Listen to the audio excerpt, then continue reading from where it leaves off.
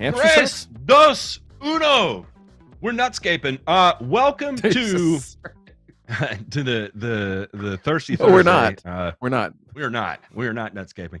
FBI Kevin, if you're listening, we're not doing that. I promise you. We are not doing the FBI Kevin. Kevin Whalen, if you're listening, we are doing that. That's Brian. Brian Whalen. Yeah, that's right. Brian Whalen. And if you're Spencer Smith, you are a you fucking can pussy. yes, you can go sit and spin, sir. Sit and spin. Because you contribute nothing to society. Anyway, how's everybody doing? It is the Thirsty Thursday has come around and come back.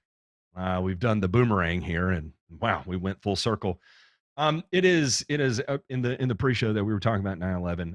Again, that's something that I don't know, just burned into my brain. Again, I didn't lose anybody directly or anything of the sort, but I think it is interesting. Every year, I make a point on 9/11 to relive as much of that of history as possible, because it did have such a distinct, I don't know, it was such a distinct realization of the reality of the world that I live in, right? And at 15, it was that moment where the darkness of the world shone a little bit brighter, and the brightness of the world shone a little bit brighter simultaneously, and it's a strange sensation I don't think I'll ever be able to shake. And so anyway, just a quick shout out and memory of all those that survived and didn't survive, especially those that died, and especially those that gave their life, whether it be through war or the events of that day, or if you were there and you ended up catching cancer. I mean, it's taken so many lives, and I don't know, it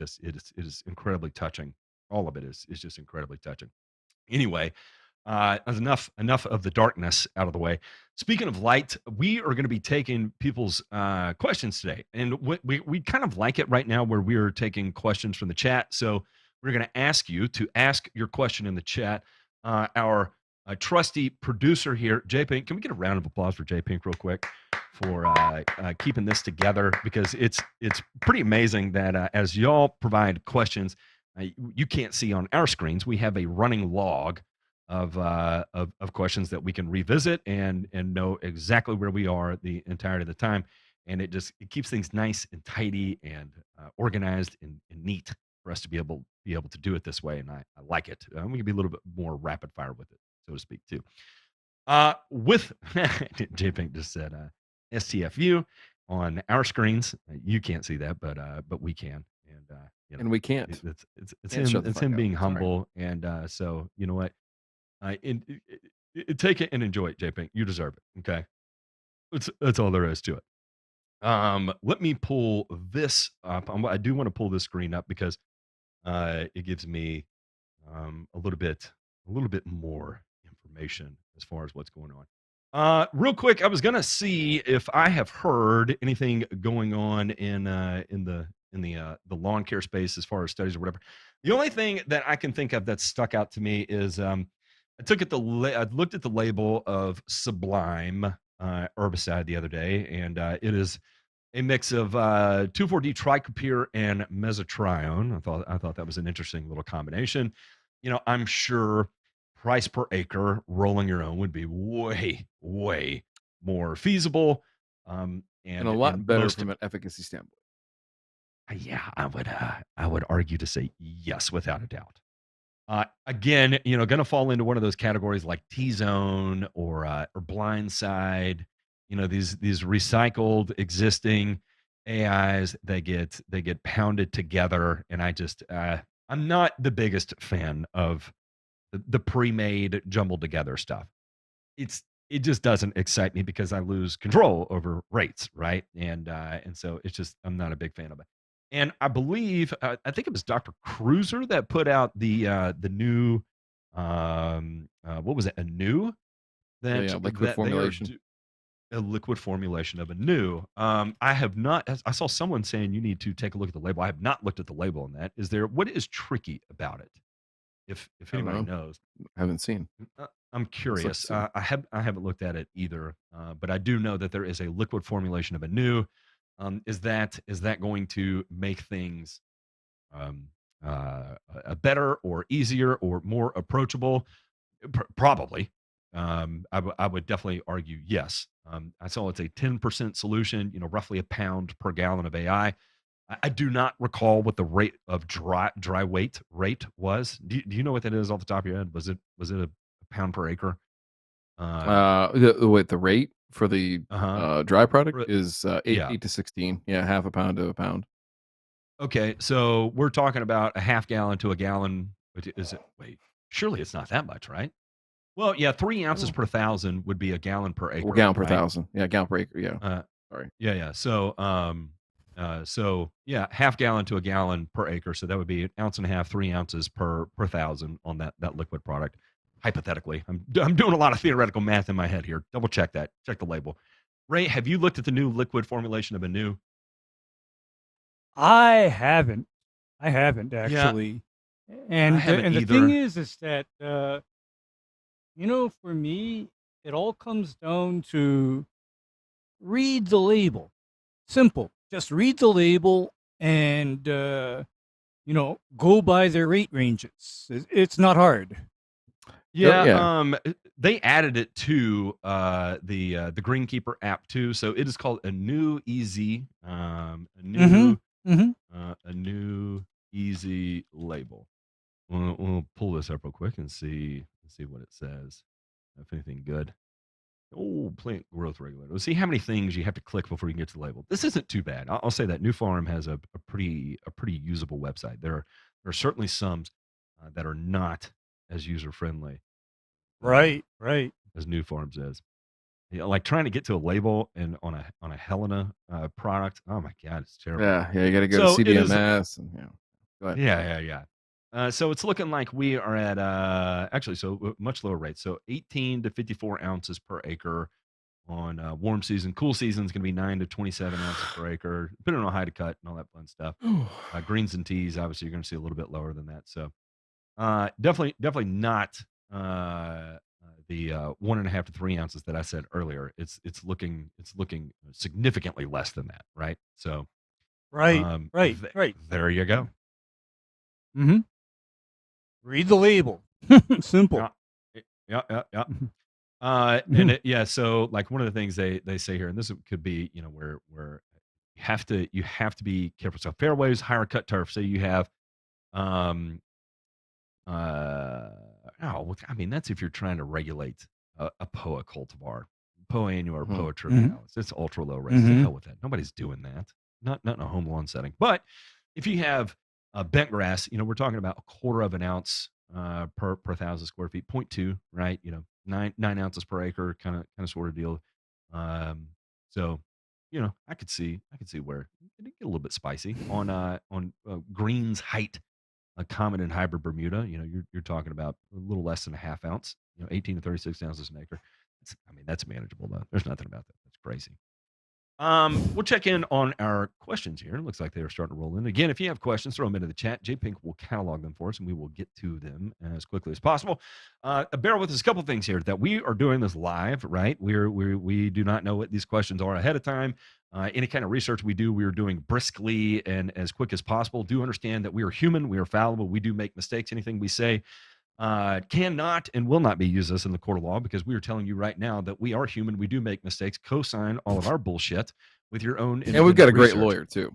Got a We great do, fucking we lawyer. do. Yeah. We have multiple great lawyers. As a matter of fact, we That's have a true. law team, and we will fuck you up. As a matter of fact, in fact, one of our lead legal counsel is ripped to the gills, and he will pinch your head off your neck. Well, he at least has the physical Oh capacity to be yeah. able to do that. He may not, because he's a nice guy, but he's a Massachusetts boy, and you know how they roll around from the south side of Boston. There, they will pinch your head off your neck. I like to I think he's smash. from the south side of Boston, but I'm gonna pretend like he is. Why not? Why not? Right? Anyway, Stephen Meyer said, good germination on a, oh, yeah, that's what I was going to say. Yeah, just fact check us, right? Good germination on a recent overseeded Kentucky bluegrass. Can you recommend fall fertility going into winter with low pH loam soil?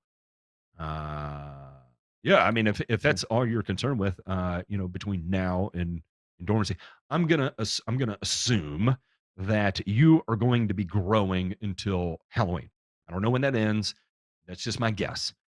Get down 2 pounds of nitrogen. If you're low pH, I'd probably say from urea between now and Halloween. Maybe you extend that through 11-15. Maybe you'll grow all the way to Thanksgiving. Maybe from now till 11-15.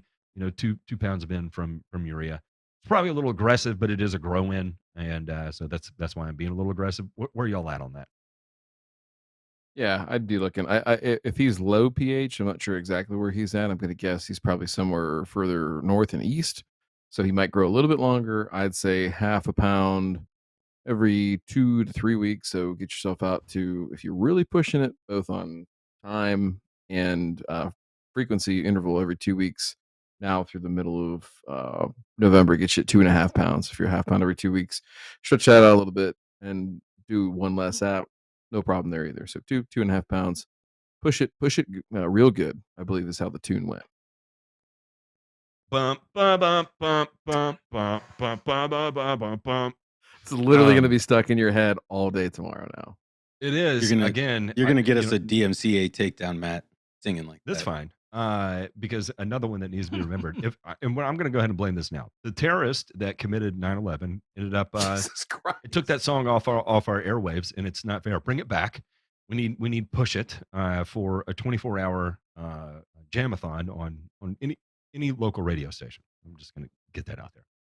Jeff said, contemplating upgrading to my first reel mower for my Kentucky bluegrass. Do I really need to have my lawn perfectly flat? What happens if I have bumps and dips? Jeff, let me tell you from my perspective, you're going to get different answers from all of us on this. I have a very bumpy, dippy yard, right? My backyard is just over a half acre. I've never put anything of sand wise on it. I've never attempted to level it at all. It is as unfortunate as unfortunate could be when it comes to the unevenness of it, right? At point at a half inch to 3/4 of an inch, which is typically what I cut my common Bermuda at. I have no issues with a floating head on the John Deere 220E. I don't. Now, it took a couple of cuts to learn. Like, if I've got an area where a corner, may dig in or whatever, I may have to approach it at a little bit of a different angle. But, typically by the second cut, I had that figured out and knew exactly what I had to do to make sure that didn't happen. So does it have to be perfectly flat? No. Is it going to make it probably a slightly more enjoyable experience? Sure. Can you still get great aesthetics without it being perfectly flat? Yes. Are you going to get better aesthetics with it being perfectly flat? Yes. So, your mileage may vary. It's totally up to you. How about that? Fair. I think Fair enough. You're going to see. Yeah, go ahead, Ray. Go. Okay. What I think about real mowing is that is exactly what I'd be doing to a lawn where the person grading or installing it did not know the definition of the word flat. Okay? Because my experience with real mowing is that at that 3/4 inch to half inch height of cut, that is less likely to tear up a yard and leave an undesirable appearance versus if somebody were to try to, say, rotary mow that at 1.5 or 1.75 inches. Because if somebody is thinking about using a rotary mower at less than, say, 3 or 4 inches of height, and the lawn is quote unquote bumpy, I make no promises about what that lawn is going to look like. So yeah, I actually am a fanboy of real mowing. Yeah, it's a totally different aesthetic, right? Mm-hmm. What were you going to say, Domain? No, I was just going to say that that's a good way of putting it. It's totally different aesthetic, totally different way that it pops, and also a totally different way that you can fuck it up. So I would just say that those dips and everything like that, as you get lower and lower, those imperfections are going to show themselves more and more. And are you okay with that? So you want to invest with that. I don't know what you're maintaining it at right now as far as height goes. with a rotary. I think you can get Kentucky bluegrass to look pretty decent at inch and a half with a rotary, and it's Mhm. very acceptable. It's just a matter of that aesthetic and then what you're willing to tolerate in terms of seeing all the pimples and warts and things with those dips and all that stuff. So Yeah, and like Ryan? common Bermuda, for example, common Bermuda looks Mm-hmm. wildly different at a half inch to 3/4 of an inch, right? And in my opinion, I much prefer the aesthetic of 3/4 inch common Bermuda than I do a half inch common Bermuda. And there are other people out there, they're going to like it the other way around. It, your flavor's your flavor. It is what it is. Somebody said a Patreon goal for me maintaining a putting yard in my backyard. No, I'm not going to do that. I don't have one. I don't have the time to do that, and two, I have zero interest in doing that. I've grown in all the greens I needed to do to get it out of my system with L93 bent grass, and I hated every minute of it. Especially when it's looking really beautiful, and then you come to work the next day and you see orange pythium in an area that you clearly missed with your sprayer, and you want to go swim into the middle of a pond wearing a lead vest. Okay. It's not a good feeling. I don't want to relive it anymore. Okay. I've done it. I've done enough of it to last a lifetime. That's all. there you go, kids. I think I There you think we've been go. there. I Yeah. mean, you know, the whole thing about wheel cutting, though, is I look at it this way. That is the best way, in my opinion, of getting a fine appearance at heights of cut under an inch and a half. That's what it's for to me. I mean, and then of course, if on the other hand, the objective is to keep it at that, you know, 3 inches or 4 inches, then the more appropriate machine for that is, in fact, a rotary mower. However, I'm going to be the first to say this. I don't like rotary mowers used under 3 inches. I don't. Makes the grass look like shit when that's done. Like I said, three people here, you'll get three different opinions. It is what it is, and ultimately that's up to you, Jeff, 100% to figure out what you like most. Mule Rider is in here, which is also known as Spencer Smith, our favorite. We should rename Mule Rider to Dick Rider. And Why not the Mule Dick Rider? Dick the racist Dick Mule Rider. rider, the Mule Dick Rider. Anyway, glad you're here, Spencer. Go fuck yourself. The next one here is from Lambert. He said, I need a new 4-gallon backpack. Flow zone support sucks, so I'm avoiding them. Thoughts? Man, I've actually heard a lot of, talk about backpack sprayers here recently. Again, I don't have a preferred one. This would be up to these guys. The only thing I can comment on is that I've talked, a fair amount of time to Robert Palmer, Turf Therapy, about his Jayco and, the pacing system and some other things that I thought was actually really cool. I'd never heard of before. And I was like, well, that's actually pretty awesome. I've never heard of that. There's a lot of bells and whistles on these things that are just beyond what I kept up with. Right. So anyway, I'm gonna let y'all make a recommendation on that. I don't have a strong one other than they all have their failure points. Like I don't think the perfect backpack sprayer exists out there.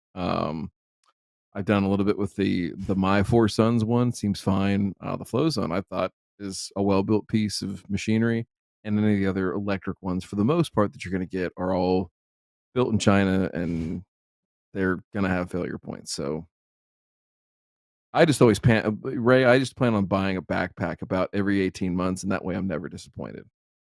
That was about Ryan, my purchase re-interval. Ryan, guess how long I've had my backpack? Amazon reorder. Oh, Lord have mercy. No. Sorry. Guess Ray, how long I've had my backpack? Since you were a sperm. Not quite. No, I've had it since 2006. Jesus, Ray. And I've had that guy has been made to spray acreage. I'm not talking about me walking through acres of turf and just spot spraying individual weeds. No, I'm talking about laying down 50 gallons per acre all day long. Today I learned that Ray is going to And get historical license plates on his sprayer here soon. That but is actually quite you impressive. know, the whole thing is that I just have to kind of recuse myself when I hear talk about anything battery powered, because I have not ever owned, nor do I plan to own, a battery powered backpack sprayer. I don't. We all make our choices. Uh, Yeah. Not unless that said backpack sprayer can operate at up to 500 psi and 3 gallons per minute. Yeah. So here's the other thing: is that you can legitimately get a really nice engine drive backpack, and if you take care of it, and learn how to rebuild the pumps and all that fun stuff, and use appropriate regulators and brass parts and stainless steel and not off the shelf, zinc plated, whatever, then yeah, I mean, you can get some serious lifetime of it. And you'll probably never need to buy another, backpack unit ever again. But that is a completely different animal than, your Ryobi, $90 battery backpack sprayer, right? And it For is wildly sure. different. That is a professional tool that requires professional maintenance. It requires a professional skill set because if you blow a hose at 500 psi, how do you handle it, right? Um, I, Mm-hmm. I've encountered that. I can't tell you how many times I know exactly what to do. You, in that example, may have no idea what to do, and you panic, and then before you know it, you just blew, 4 gallons of diluted material in a square foot, right? And you're like, oh Lord, have mercy. Now what happens, Mm-hmm. right? And so again, high risk, high reward, the precision of your application goes up exponentially, but at the risk of a failure. In that example, could be a catastrophic failure. I don't know if you've ever felt, a small diameter hose at 500 psi. It doesn't exactly feel good either at that velocity. So it's another thing, right, to take into consideration. It's not for everybody, and I won't be mad at you if you do it. Whatever you do choose to get, if you use a paddle mixer to agitate your backpack instead of picking it up and shaking it, then I will make fun of you because you have sissy shoulders. So there's going to be a rule for everybody out here. If you mix your backpack, you pick up your backpack and shake it. Do not use a paddle mixer. Uh, yes, that's my Matt, thing. Yes. you Yes, know Ray. what? I don't have to shake my backpack sprayer. I don't have to. Because you have 500 psi agitation built into it. That's right. That's damn right. Because you see, here's the thing: is that, Matt, can you imagine me trying to pick up and shake about 90 pounds? Today, yeah, 100%. I can imagine you doing that. Yeah, yeah. Having said 2 years that, ago, maybe not. actually, Matt, I used to have to pick it up and shake it. And at that time, I realized, hey, I'm getting too goddamn old for this shit. So I plumbed in, high pressure jet agitation, so that I just turn a needle valve, divert all my liquid into the tank, and I can be throwing like DF or soluble fertilizer straight into the tank, and it all mixes. There. Eric Sin says he's about to embark on his first foray with PGR. He's been looking into growing degree days. I see that it's usually based on 50, but sometimes 32. When does 32F apply as your base for growing degree days? Do you use that with PGR? All don't the know. time. Cool season just grass. Use base 30. Just use base 32 and just stop right there. Yeah. Cool season grass. Yep. All summer long. There you go. So with warm season, you use 50 base. With cool season, you use 32. Mm-hmm. Yep. Okay. That's the theory. However, make note that 32 refers to bentgrass greens, and 50 refers to Bermuda greens. That's the exact work that Dr. Bill Kreuzer did. Those two grasses under it's not those two exactly apples to circumstances. apples. But if you Yeah. learn, if you whichever one you choose to learn at, stick with it because that's going to Mm. give you probably your most consistent results across it. Just understand there's probably going to be a little bit of a learning curve to each of them, right? And I think that's with PGRs in general. There's going to be a learning curve, right? A reapplication interval curve, Mhm. a loading curve, right? Because sequential applications are going to have different amounts of suppression as you get further into the season. Evie says 0 C for cool season, no Fahrenheit. Yep. We Yep. found the Canadian in the group, bud?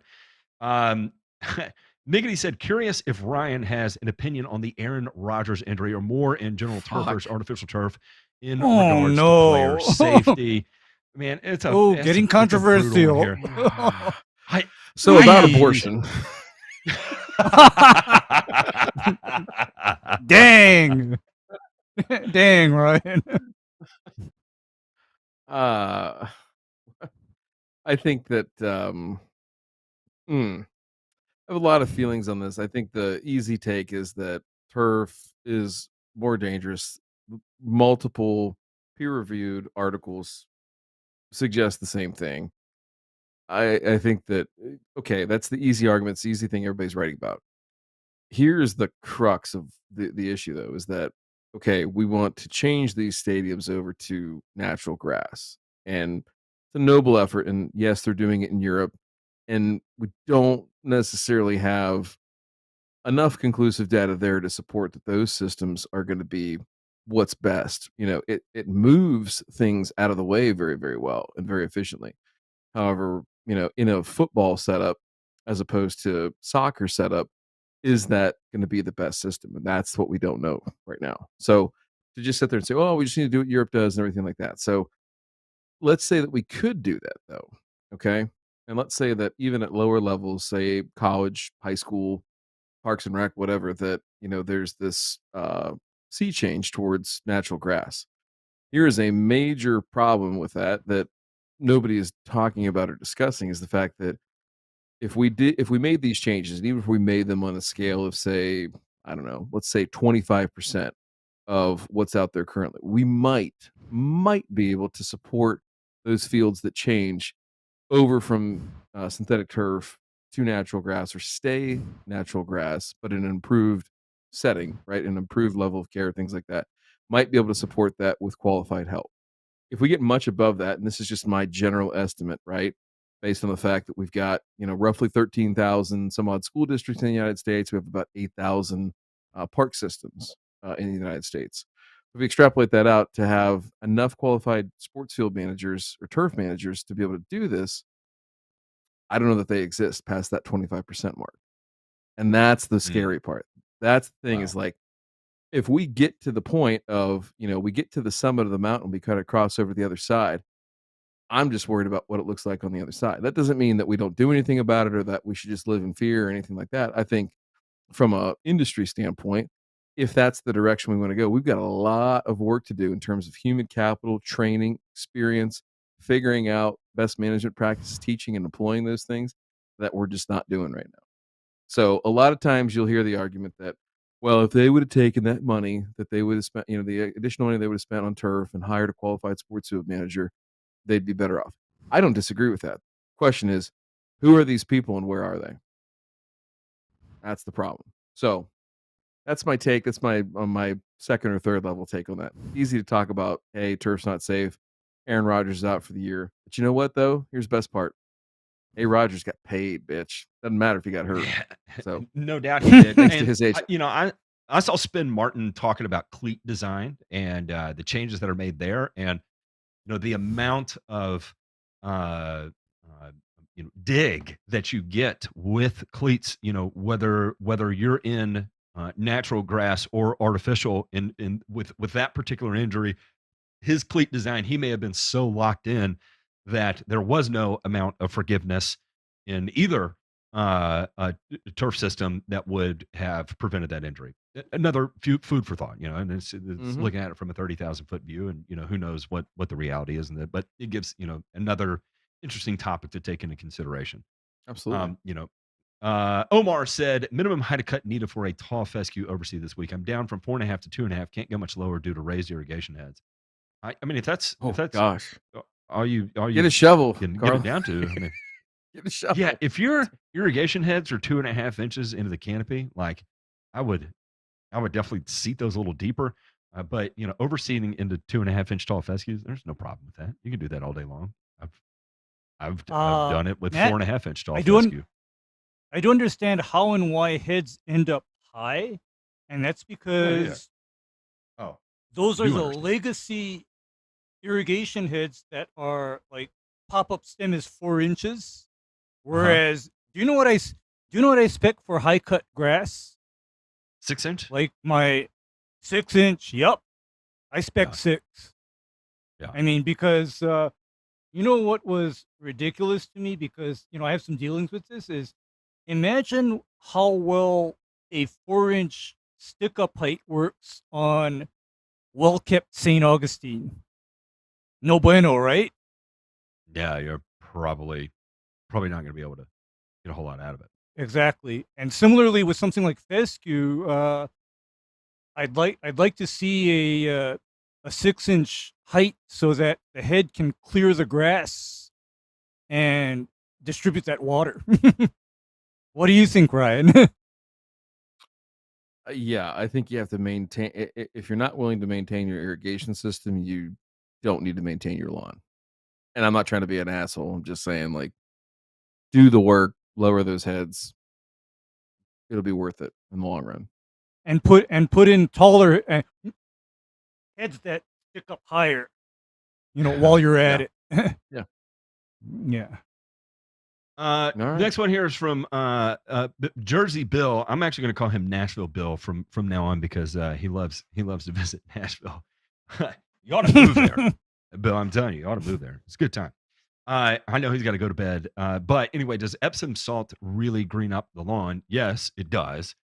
However, it's not something that I would just lackadaisically just start applying to your lawn, right? Continuing to pound your lawn with magnesium when you don't need it. Yes, magnesium sulfate will turn grass green. However, what is not what ends up being deposited into the soil over a period of time can end up creating more problems than it's necessarily going to help, right? So you're trading a green pop of color that can be achieved with a lot of other things that are not going to give you the same downstream ramifications of creating a situation where you have high magnesium levels in the soil, right? It is again, this is going to be anecdotal, but n equals one, and I would say probably between the three of us, we probably might have n equals three. What I would say is like high magnesium soil, where you're getting up to 100, 200, especially 300 parts per million. It becomes incredibly difficult growing grass in that type of environment. So just my experience with it, I would avoid using um, magnesium sulfate unless you are experiencing a true magnesium deficiency. I only asking because I seen a video of someone not happy with the color of their elite grass seed. Yeah, ferrous ammonium sulfate is going to be a much kinder application in that. Ferrous ammonium Hmm. citrate would be another good one. You could do ferrous ammonium sulfate, zinc sulfate with a pinch of copper sulfate in it and make it real fun. And maybe throw a little manganese sulfate in on top of it, right? Any kind of Yep. micronutrient mix that you want to use, by all means, is going to give you the color response that you're looking for. And I'm actually going to tie this into another question from. I'm going to skip down here a little bit because I saw a grass thief talk about this too, and he's talking about the different forms of chelations, right? Sulfate. When I say sulfate, that is non-chelated, right? But then you're going to see like glucoheptanate. You're going to see EDTA, EDDHA, all this, right? If I'm going to make this clear. At whatever pH you're talking about, you can still spray a sulfate, right? Because you're relying on foliar absorption. So, make sure you're not using a flood jet nozzle out there at 4 gallons per 1,000 square feet, and trying to immediately rinse it from the soil surface into the soil, right? You want a finer droplet. You want it to adhere to the leaf, and you want it to sit there for a period of time and make its way in through leaf tissue rather than through the soil, right? Chelation is going to be good if you are concerned about root uptake as well. You're going to sacrifice some, albeit small, but some foliar uptake with the advantage of getting some root uptake as well too, right? And then as you get into more powerful and powerful chelates, you're going to sacrifice more leaf uptake for even greater root uptake, right? And then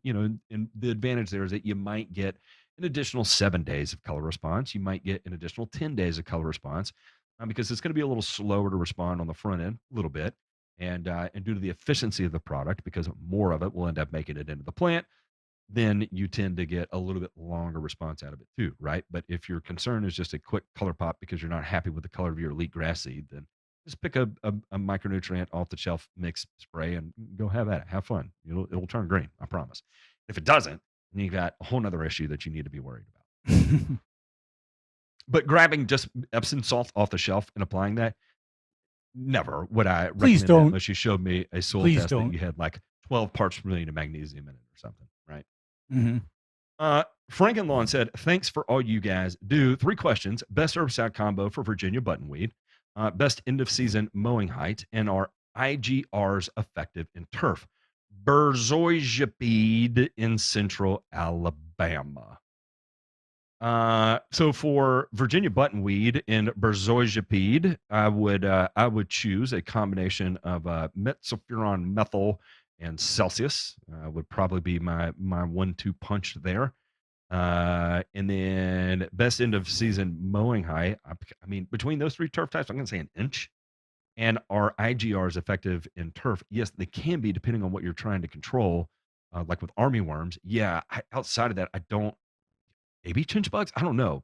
Ray, Ryan, have y'all ever fucked around with chinch and IGRs or like I wouldn't think mole crickets would be that effective with an IGR. Grubs, I don't think would be effective with IGR. I don't know. Actually, there used to be an IGR targeted against various grubs. Oh, no kidding! I did not. And that, yeah, and that was called that was a Dow AgriSciences product called Mach 3. Okay. And let's see, active ingredient was, I believe, something called halofenozide. And you know what the funny thing is? Yeah, halofenozide. Mm-hmm. And however, you know what's the interesting thing was? That disappeared off the market as soon as chlorantraniliprole hit. Dow just pulled it. Dow pulled it, and we had acelepryn in its place. Mm-hmm. Mm-hmm. However, I heard that the one issue with this halofenozide product was that because it was not very persistent in the soil, it was rather hit and miss compared to that 900-day soil half-life that you get from acelepryn. Mm-hmm. Mm-hmm. Mm-hmm. So I guess that's the trade-off. And then I am also familiar with other IGRs that are normally marketed for structural pest control that will work on things like chinch bug and fall armyworm. It will work. But again, issue that you run into is short environmental persistence within the turf grass. They don't last very long. And that's a good point too. Is if you don't know what an IGR is, insect growth regulator is what we're talking about there. So, doing that's what it is. Yeah. I don't have a ton of experience with it. I would think with something like with armyworm, it makes sense to me. Cutworm, sod webworms, that kind of thing. But you start getting into subsurface insects and like the traditional Nylar off the shelf that used to see everywhere. I don't think you're going to see a whole lot of efficacy out of that. Jesse B said, I'm going to go full cut and kill with the regenerative perennial ryegrass, also known as the yellowest green grass I've ever seen, aside from centipede. I want to go with Kentucky bluegrass with some perennial ryegrass for faster fill-in. Can I spray out the perennial ryegrass once the Kentucky bluegrass is established? And if so, what can I use? A hope and a prayer would be what you could use. You don't need to do that. Yeah, certainty, used to have it on the No, label, and you're just gonna end up killing your Kentucky bluegrass. just let nature take its However, course. If however, you go ahead. okay. However, if Jesse B, if you have bigger balls than I do, you could drop a quarter ounce per acre of NSN when you want to wipe out the ryegrass I don't over the think top of the the KBG. I don't think the cultivars of perennial ryegrass that they're going to have mixed in with Kentucky bluegrass, it's going to be something that's really new, hybridized, super elite, and I don't think a quarter ounce MSM is going to touch it. I think it'll growth regulate it, and then it'll laugh at it, and then it'll come back. Just because I have seen even like I remember back in the day, Mm-hmm. this is like the Mm-hmm. progression of transitioning out perennial ryegrass, right? Like 20 years ago, let's see, what year is it? 2023. Not even that long ago. 13 years ago, literally you could go put down a pound and a half of urea on a June day, and your perennial ryegrass wouldn't come back. It would melt out, wouldn't it? Starting Yeah, it would be beautiful. And just fade on out. Your Bermuda would green up, and then you're good to go.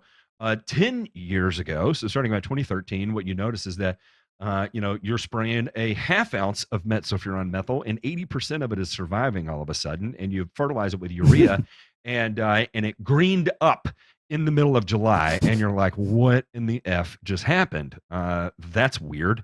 It's 102 degrees with 80% humidity, and the perennial ryegrass is darker than the Bermuda grass. This is weird.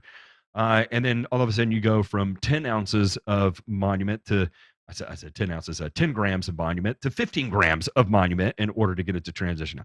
I remember spraying revolver at the lowest label rate possible, and it used to work, and it doesn't do that anymore. You got to run the high rate of revolver to get it to work. So these new hybridized versions of perennial ryegrass are so hardy and badass that to be honest with you, Jesse, this is me. You're not me. You make your own decisions, but me, I would just rather have just a badass perennial ryegrass lawn. And we know as long as it's not Barenberg, it's going to be badass, right? Did I say that out loud? I did. I don't mean it. I'm sure Barenberg is working on some cultivars that are darker than they have been, but I will say is that it is a running joke that it comes in a yellow bag because that's the color of the grass you get. But I'm sure through acquisitions and all the other stuff and research that it'll be corrected over a period of time. It's just not there yet from Barenberg. My experience is limited, and it's limited to here where I'm at in the southeast. So take what I say with a grain of salt. I could be just 100% full of shit, but again, my experience is my experience. N equals one. It is what it is. Chaley said, going to lower my height of cut from 3 inches to 1.5, getting ready for winter. Question is timing a for fall, winter, cool season, of course. He's in Canada. I don't even know. I mean, like, do they have snow cover starting in like a week? Jesus Christ, Matt. It's I'm fucking being Southern facetious. Ontario. It's I'm not being the facetious. James Bay or near the Arctic Circle. I don't know the Uh, difference between the two. okay. In Well, fact, we're I'm gonna going to do this. Let me look on a map here. Southern Ontario. I don't even know where Ontario is. Is that on the West Coast? That's a like joke. right across from Buffalo, basically, So is he is at a Toronto lower altitude than like at Jacob altitude, is, Jihad Jacob. latitude. So yeah, latitude. So yeah, man. Did you hear that stutter? That was a good one. I'm gonna So guess last app October. Total shot in the dark there. that's the whole Soledad Kreuzer thing with late season N. Uh, that Halloween. in what's that? Halloween. Uh, s- Sort of. So the idea is that as day lengths get shorter and the demand for water decreases, so like ET rates go down, and the plant needs less water because it's cooler. They're again longer or shorter days, things like that. That um, nitrogen is not getting to the plant as efficiently. So as you continue to apply more and more nitrogen later into the season, that you may not get the same amount of uptake. So Shaylee, the easy way to do it is if you get yourself something that's like a 50%, 30 to 50% slow release and put it down like right now through like maybe the end of the month. You could just do that one time at half a pound, maybe three-quarters of a pound would be good, and just ride it out. If you wanna go with, an all-mineral product like urea or ammonium sulfate, you can probably go, maybe 2 times, finish up definitely by Halloween, and no more than half a pound in each application. So, take that for what it's worth. Evie, I was stuttering because I had no idea what I was talking about. I don't know dick all about Canada, as a matter of fact. The Six Sigma has a great question here. Ryan, how to prep a 2-month-old bent green for his first winter in Minnesota? I'm Buy gonna a go ahead and fucking say glyphosate. It's a joke. It's a joke. uh, so, definitely would be spraying for snow mold at least once, maybe twice if you can hold out Right. as long as possible. If you can afford fludeoxonil, I'd highly recommend it. It's solid Mm. on snow mold. But take a look. University of Wisconsin at Madison. Google UW Wisconsin Madison fungicide trials. They have excellent work. By far the best snow mold trials in the country, and they'll have very good efficacy data for years going back in time as far as what products might work a little bit better up in that area with that challenging climate that you have. To cover or not to cover, I think there's good and bad. Obviously, from a snow cover standpoint, it's going to be under snow for an extended period of time. I don't know that the blankets are going to help you survive any better. In fact, they may exacerbate issues. The only thing that you're really worried about at this point, in my mind, would be ice, right? So, snow is okay. Snow acts as an insulator, but ice actually chokes off oxygen, right? So, even though the plants are dormant, they could suffer from what's called anoxia or lack of oxygen, and therefore they could die. So, um, you'll see this manifest in different ways. In Minnesota, it's probably not going to happen, but further south, you may see where snow is removed from green, specifically because when temperatures warm back up, that stuff melts, and if we get a flash freeze or something like that over top of it, that can create a layer of ice, and that layer of ice can build up as those freeze and thaw cycles or melt cycles replicate themselves over and over and over again. So, uh, if you want to do the cover, go for it. You can buy a pretty cheap one. I'm not sure. I don't remember your green being super huge. Can't imagine it's more than like a couple $100 shipped to your door. And definitely getting on your A game with your fungicide du jour or snow mold control. Yeah, their anti-snow mold treatment is kind of key at that point. And yep, if you got the money, medallion. And you know what, Ryan? I just realized something. Medallion by itself comes out to Time's be up. about It's the over. same price as the old, chlorothalonil, iprodione, and propiconazole tank mix. Or Because all just buy Enclave. Yeah. just by Good old. Enclave, but then even then, by the time you figure out your product rates, flutoxanil is the new generation of low rate product. So a Correct. little bit goes a long way. Correct. Yeah. I saw, and I'm just going to reiterate what Woody865 said here. Yes, Ugly Weeds, Texas. I'll get to your earlier question here, but just real quick, you said, what is an antifreeze for lawn spray equipment? He said RV antifreeze. Yeah, that's propylene glycol, not ethylene glycol. So Mm-hmm. you can use that. He said you can't spray it on your customers' lawns. You can dilute down a propylene glycol and it's not going to cause damage. It's not ethylene glycol. It's not toxic. Again, it is a synthetic alcohol, so you do want to dilute it down. If you've got 4 gallons of propylene glycol and you think you're going to add a gallon of water to it and go spray it and not cause some discoloration, you're crazy.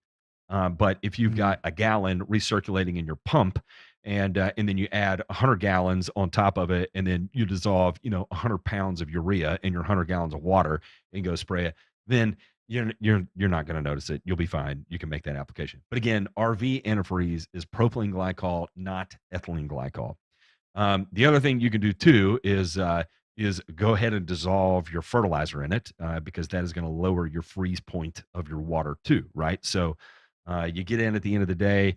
and you know you're going to be spraying urea or ammonium sulfate the next day, go ahead and dissolve it the night before, and that will lower the freeze point of your solution as well too. So just something to throw out there.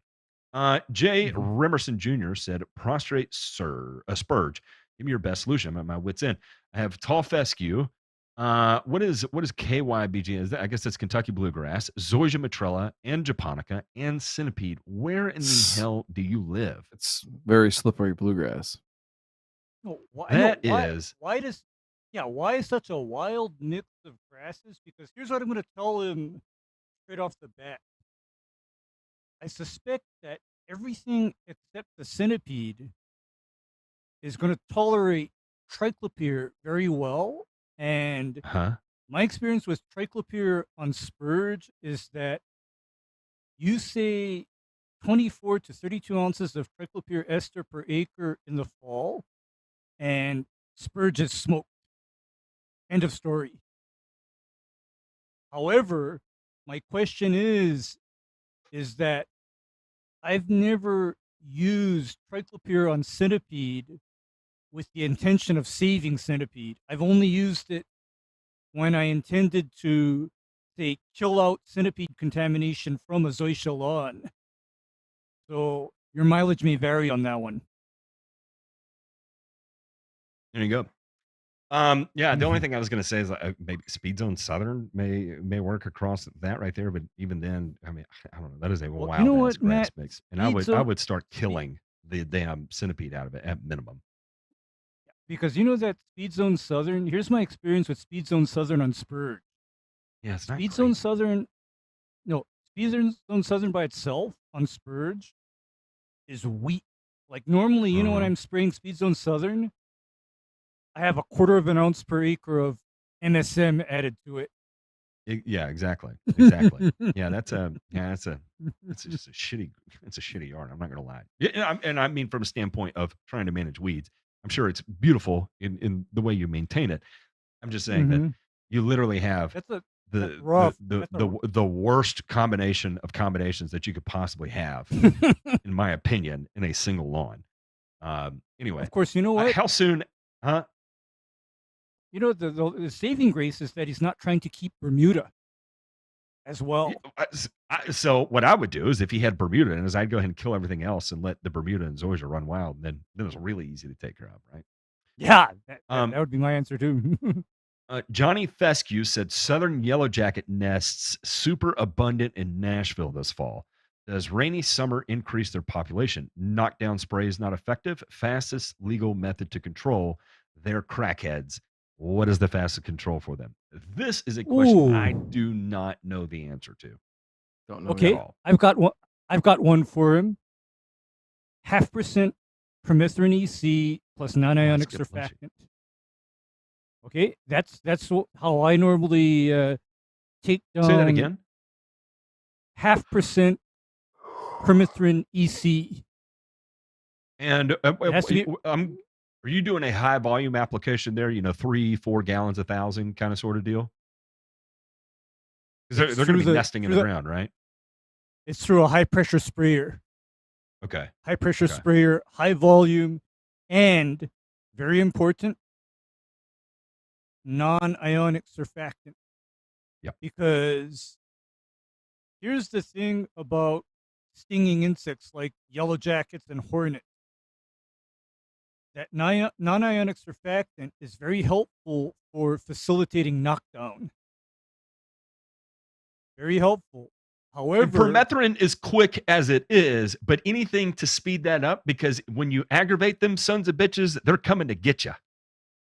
yeah, they're not fooling. I mean, because on the other hand, I got to tell you a horrible one.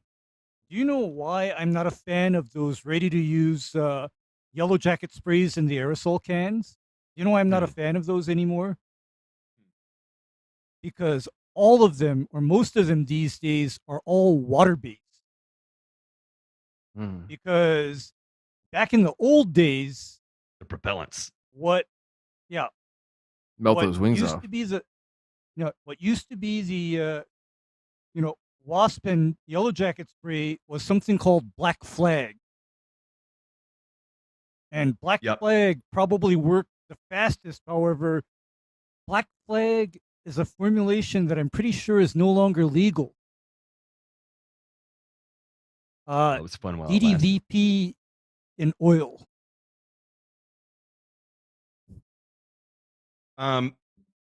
The Yeah.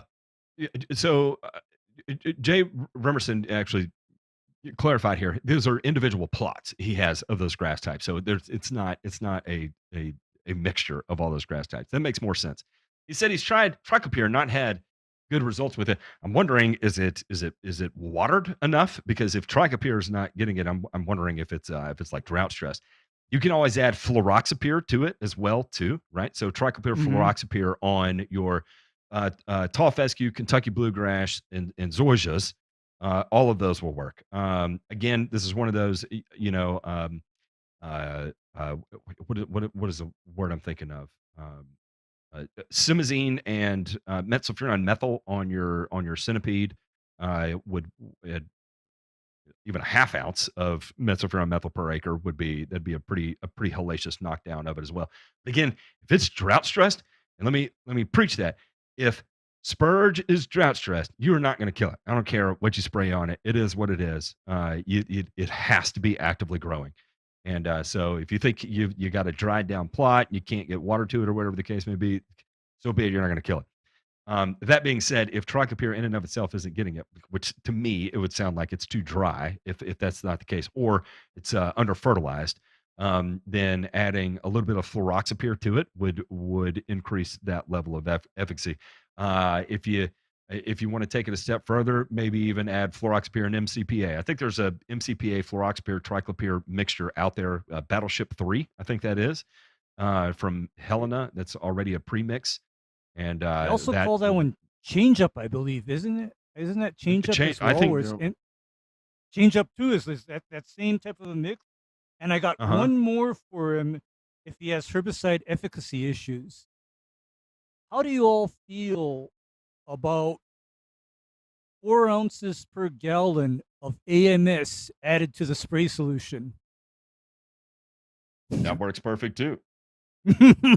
Because you remember how I'm fond of adding nitrogen to the herbicide when we're dealing with hard to kill weeds. I like to do that, either AMS or urea, because what you want to do at that point is facilitate herbicide uptake. And nitrogen is one way to do it. Yep. It's the trick that's not a trick that keeps on giving, so to speak. I, if I don't know what I'm saying. Anyway, Tricking? Omar Just turn said tricks? best herbicide to remove Dallas grass from tall fescue. In my opinion, I would be doing the 1 milliliter per gallon rate of Pylex. You can add Yep. sulfentrazone as a kicker. If you are feeling really froggy, again, label rate for tall fescue of Fusilade in combination to it, or what is Mm-hmm. it? Ornamec over the top, I think is Yep. what would be labeled for it Ornament OT. OTT. in that way. Yep. But I'm just going to warn you there. You violate that label by even a little bit, and you can kiss your grass's ass goodbye instantly. Bye It's a good bye. start on next year. Yeah, it Okay, It's 100%. it's the Aaron Rodgers Achilles tendon of applications. well, or I've got another one for Wish you. those Is cleats were a that little bit shorter, don't you? if this were just isolated patches of Dallas grass, you know Yeah. what? I'd go full on soul stealer and just reseed those areas. If it's just isolated patches, because Dallas grass is a son of a gun. It doesn't want to go away that easy. It doesn't, and it's not easy to kill. Mm-hmm. But again, you can if you can dig it out though. If it's like 2 or 3 clumps, I'm telling you right now, you'll be happier digging it out. Just put a handful of sand back in it. Dig it out and Question from reseed. the other dick stabbing. Yeah, I don't. Oh, okay. It's Stamage again. A question from the other dick stabbing. Yeah, probably get this question a lot, but I want to ask it again. What is the best way to control or illuminate now for the spring on a newly renovated and overseeded lawn? Ray Ray at Kentucky Bluegrass. I'm driving a truck delivering John Deere Kubota parts. That's why my questions look weird. I wish I could actually call. He's using voice text to say this. So, what is the best way to control or illuminate now for the spring on a newly renovated overseeded lawn with Kentucky Bluegrass? So, I guess what he's saying is what's the best way to control, eliminate, or eliminate now for the Eliminate. spring on a newly overseeded lawn. Ray Ray at Kentucky Bluegrass. Ray Ray sounds like I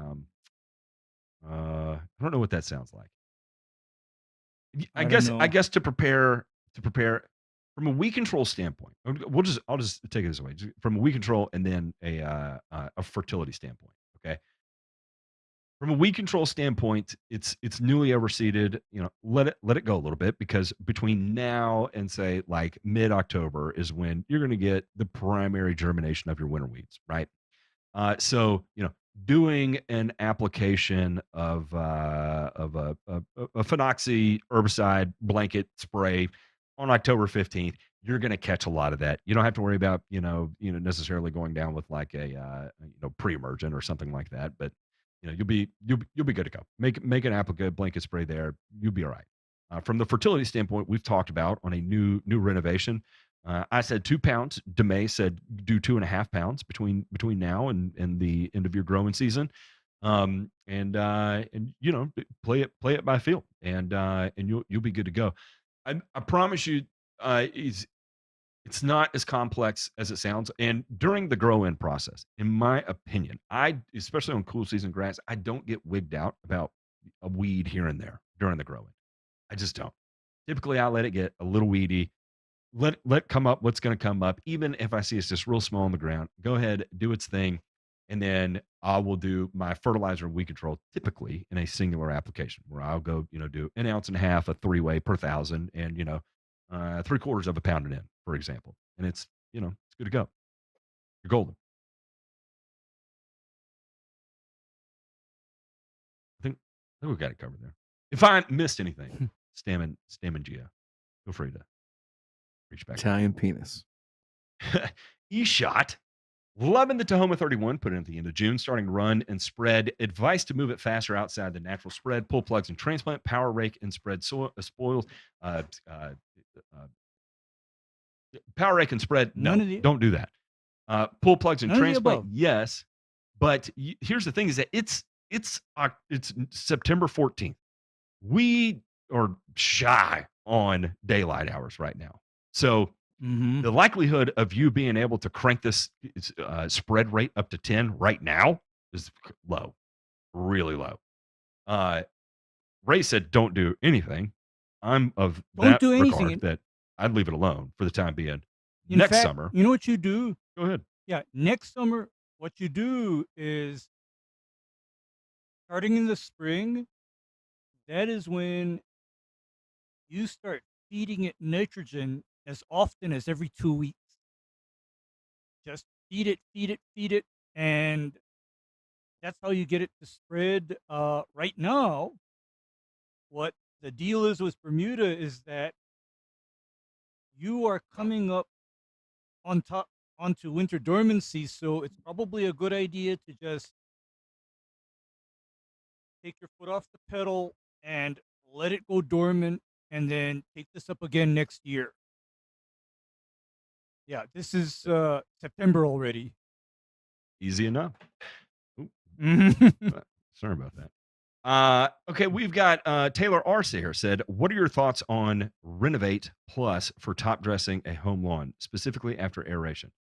What is Renovate slash plus? No, I don't. Is this what is this? fertilizer. Oh, Earthworks. from Earthworks, a 101. I mean, are you gonna hurt anything by doing it? No. Are you gonna I gain think anything by doing it? No. No. No, because What were you gonna say, Demay? It, I it think you just it gotta be would be careful with your fine if rate. you want to do it. Why? Why would you say that?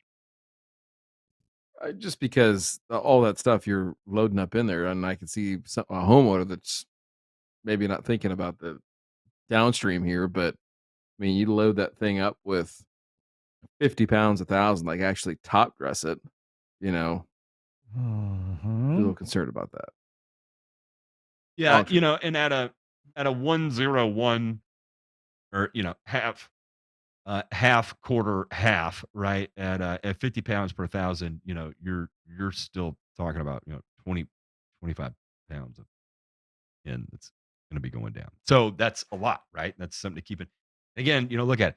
Dry kelp meal, green sand, compost, rock phosphate, sulfate of potash of magnesia, also known as sulpamag, and calcium carbonate, right? Like I again, it's got some zeolite in it. Okay, fun. Is it home lawn setting on native soil? I just I wouldn't do it, not personally. If Bit you much. if you wanted to play around on a manufactured green with 8 inches of sand on top of a gravel bed with water diversion going on subsurface and stuff, and you're interested about trying to maximize and retaining water at a certain depth or whatever, then sure, go for it. But in a home lawn setting, I just, in my opinion, that's silly is the You word know I'm what? looking for. You know what I'm thinking? Oh boy, Uh, just please Ray's don't. mad. Okay, don't. I mean, because all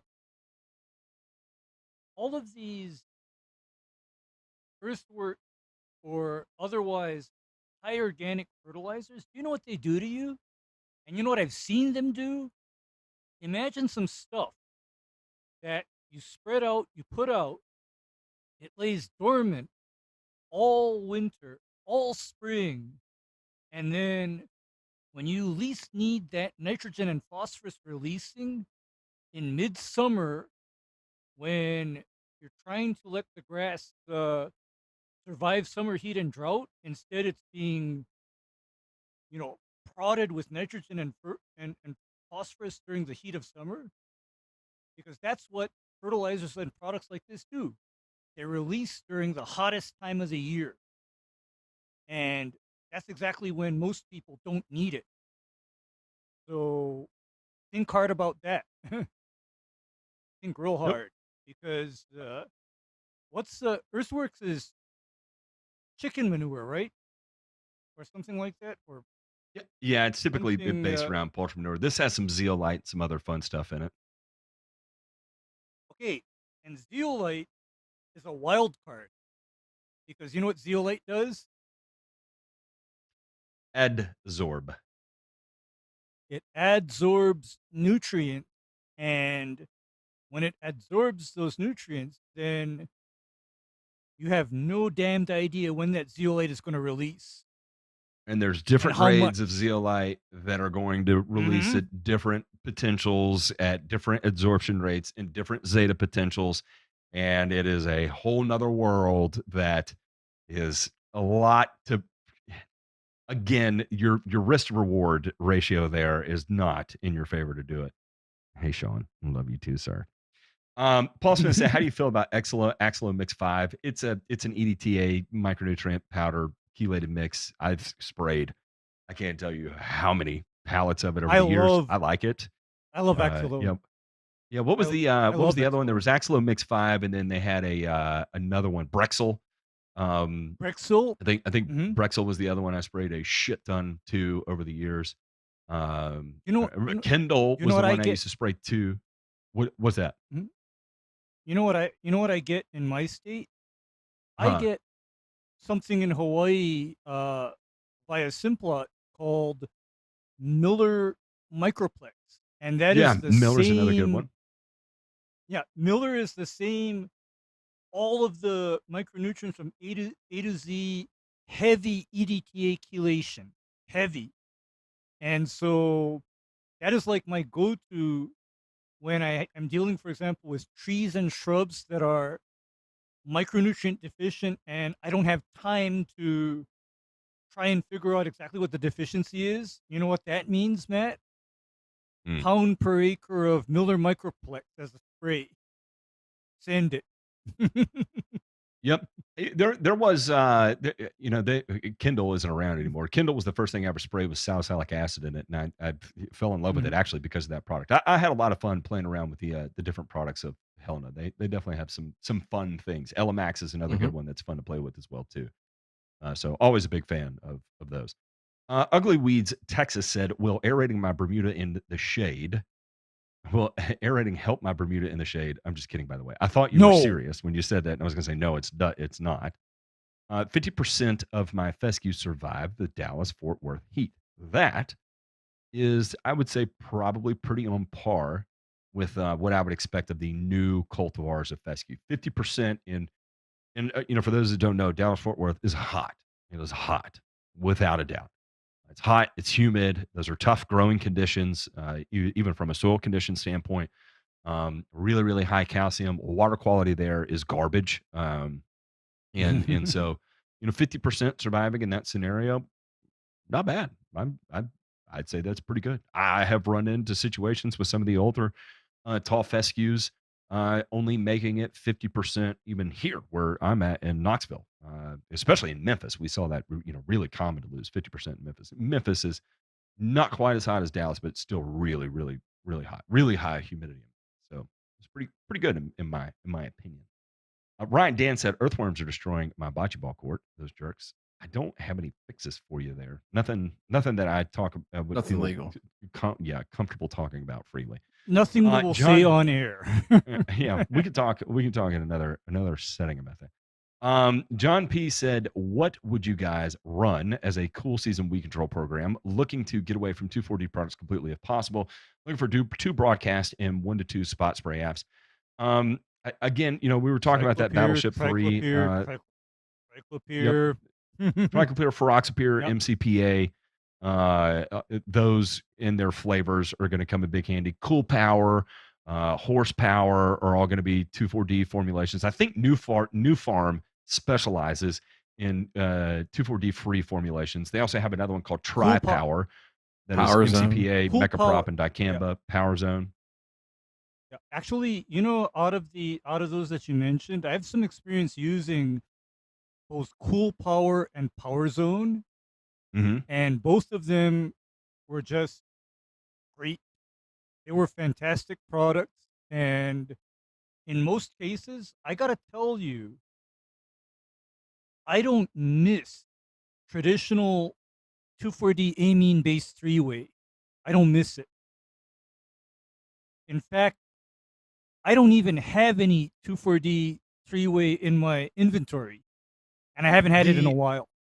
The only thing, so I used to spray a lot of Tri-Power at the end of season because I'd exhausted Mhm. my two broadcast apps, right? And the only thing I didn't like about Tri-Power specifically is that it would typically leave behind, onions and garlic, and Mhm. making the switch over to something with a fluroxypyr in there tended to have better efficacy. I ended up learning.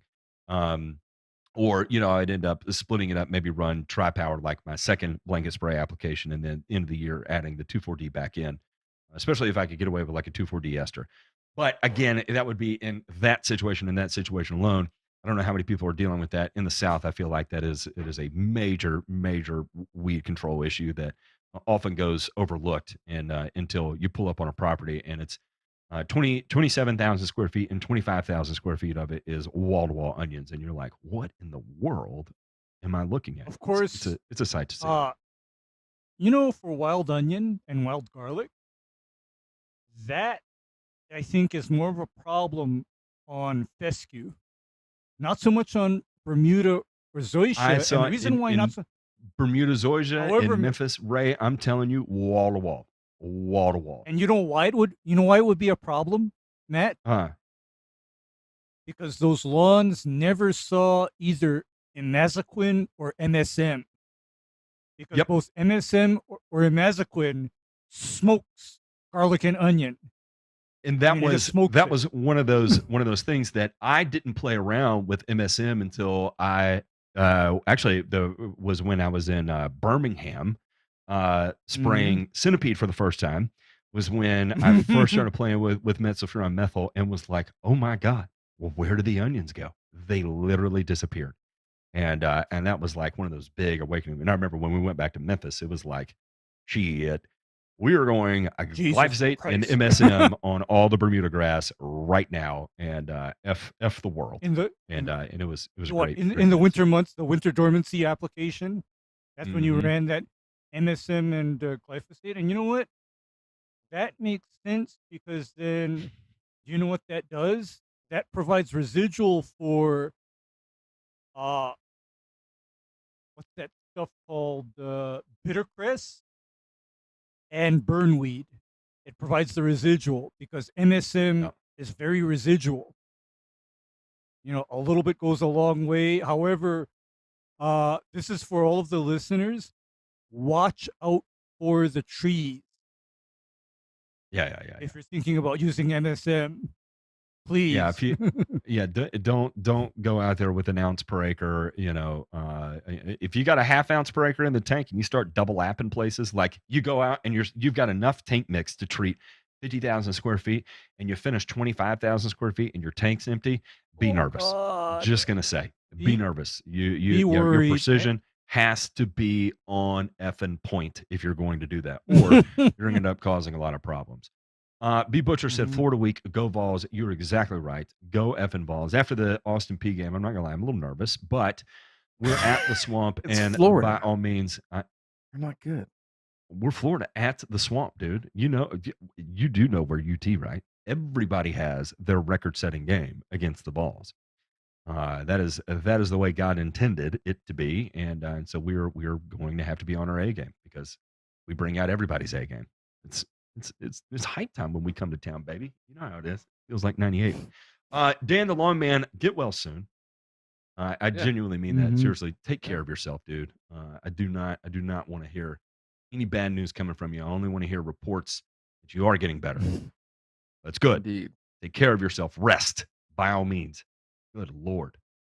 If I have to come down there and put you in a chokehold to get you to rest, Dan, don't worry. I'm a big boy. I'll come tangle with you. I will tangle with you, and then we'll tango, and then I don't know. Maybe we'll eat some Cuban food or something, and drink a bunch of Cuban booze as well too. David Clausen said, "What's the ideal mix to stunt Poa triv annua mixed with turf tight tall fescue not overseen? Can a new be mixed with prodiamine? We'll be applying 111 in addition." Eh, Uh, uh, I don't know. I mean, you I can. don't know. It's not gonna do anything to Poetriv. It's not gonna touch Poetriv. Um, A new will, regulate it to holy shit, but It'll regulate the heck out of it. And if somebody has I don't think you're the gonna kill it though. Poa Triv and no. Poa Annual issue, and they're willing to, how shall I say, rob a bank, then the third way is with that exonerate herbicide. However, Even number one, exonerate. that is expensive, and talk about some iffy stuff to use because the thing about exonerate is that warm season grasses tolerate exonerate very well, but then cool season grasses, the margin of safety is much lower. You got to be super careful with it. Yeah, It's just fun fact, yeah. I watched, some guys, spray amikarbazone, exonerate when it first came out on some, bent grass greens. I believe the course was Dead Hmm. Horse here in Knoxville, and believe it or not, it was actually the guy who poked me in, we about got into a fight at the 50-yard line of the high school. He did not poke me. It was another guy that did that. But we about got into a fight at the 50-yard line at a local high school football field because I had sprayed. I'm getting a phone call from a private number at 10:30 at night. I can only imagine who this is. I'm tempted to answer it and hold it up to the microphone, but I'm not going to. You are a Anyway, fucking pussy. I've got a big feeling that's what it is.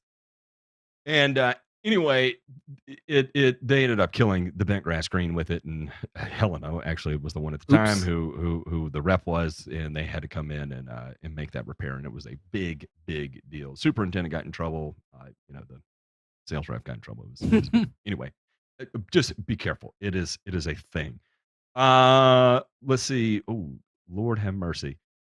We have Brent said, "How long does Dialox last?" I figure we'd put that out this time of year. Not long. There is no residual on Dialox. It's contact and Nope. done. Am I right? 14 days and it's out. 14 days. 14 days. It's I think it's even less than that. Just in practice, I think it's less than that. I think you're probably closer to like 5 to 7. It depends on rainfall, it depends on irrigation. So yeah, not hanging out very long. Yep. There it is. We are moving to the end of this. So fun fact, and I didn't want to talk about it until I got closer to the end, but I'm about to the end of it. The private number's calling again. Oh, Pizza Hut. hang on. Let me do this. That. Hello? Hello? Hello? Hello? Mm. Oh, they hung up. Interesting. I'm sure they'll call back. I think they just wanted to hear my voice. It's sultry, right? I have a sultry voice. But here's some fun stuff. For those who don't know, we have all been on a fitness journey, and my fitness journey. No one is asking me to do this. I'm doing this purely out of fun because I've had a lot of fun working with a training program instead of trying to figure it out as I go. And because I was getting into a situation where I was afraid I was going to get hurt, and so I was like, you know what? Let me become a member of community with people who take a science-based approach to figuring out how to do this and not get hurt as I continue on with my goals. If you want to check it out, it's free to join this Discord. It is called Gain Trust. Hop in there, ask around, ask questions. If you want like individual coaching and that kind of stuff like we do, there's a paid version, but it's free to join. And as I continue on, I think it's something cool, and I want to encourage as many dudes out there at our age. I just turned 37. Ryan is 40. Ray is 500. And it's at our age, in my opinion, I think that the second half of your life, putting the priority on that to make sure that you get to do the things with your family, with your kids, for as long as possible, and spend as much quality time, right? Quantity is one thing, but quality is really what it's all about. And if you are in better condition, I'm not saying you have to get all ripped up and down to 10% body fat and all the crazy shit that I do, right? That's a me thing because I'm a psychopath, and well, maybe not psychopath. I'm a weirdo. How about that? This guy's I'm a full-fledged fucking weirdo. Nailed it. I'm also what is the other one? I am. You are a fucking pussy. Yes, I am what I eat. So that's what I do. So anyway, if you want to check it out, Gain Trust, and look good for your old lady. Maybe she will want you to eat to be what you are, what you eat, and mow down that box. Where? Gain Trust. They're not sponsoring anything. It's just I'm doing it to be cool because I want to encourage everybody out there to undergo their own journey and be around longer for their parents, be around longer as parents, to your kids, to your spouse, to your friends, and get as much out of the quality of life as you possibly can. That being said, we are going to go hang out on the after show. If you would like to check that out, patreon.com/Burnham Return. And it is an adventure over there. It is grown adults that talk like grown adults, and we take a look at things from a scientific perspective and also from a humor perspective. Right? Our goal at the end of the day is to make sure we teach you something and make you laugh simultaneously. So that is what we strive to do. That being said, you got to remember the industry that we all came up in. We came up in the turfgrass industry where it was. It's a different club, right? And we're rough around the edges. We talk funny, And by funny, I mean it's typically crass and rude and a lot of hyperbole and bad words. And if you're into that kind of thing, by all means, check it out. If you're not into that kind of thing, no harm, no foul. We are not going to be mad at you. I promise. But if you're of the means for the cost of, well, half the price of an airport beer, you can check it out. Patreon.com/burn and return. That being said, any closing remark from y'all boys? Oh, wait. Do y'all hear that? Do y'all hear that? We might have a beacon of high wisdom here. Hello? Oh, I guess we're the brain is too smooth to come up with the words necessary to speak once answered upon. Oh, how unfortunate. Maybe we'll catch them in the after show and see what they have to share. Another reason to join, patreon.com/burn and return. All right, everybody, we are going to GTFO. Bye. You are a fucking pussy. Uh-huh.